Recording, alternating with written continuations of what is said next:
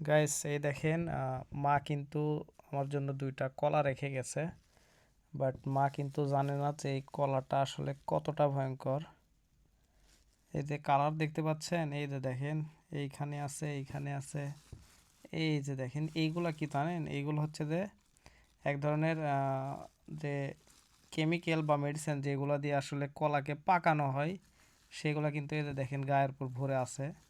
তো এই কলার খানিকটা অংশ যখন যদি আদে এইখানে কলার এইখানে যদি ভরে বা ভুল ক্রমে যদি আমরা খেয়ে ফেলি, এটাতে মানব দেহের জন্য কত বড় একটা ক্ষতিকর হয়ে দাঁড়াবে সেটা আসলে আপনাদের বলে হয়তো বোঝানো যাবে না।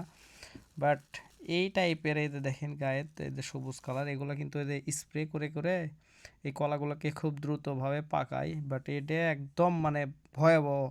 এই ধরনের বেশি দেখলে এই মানে কলা নিবেনই না, পারলে নিবেনই না। অনেক পরিমাণে বেশি মারছে, ধরেন মারে প্রত্যেকটা কলাতেই, বাট এটা একদম বেশি মারছে। এটা ভুল ক্রমে যদি কলাটা ছিলে খাবেন নেন তখনও আপনার পেটের মধ্যে চলে যেতে পারে। তো এই বিষয়গুলো অবশ্যই সাবধানে চলবেন।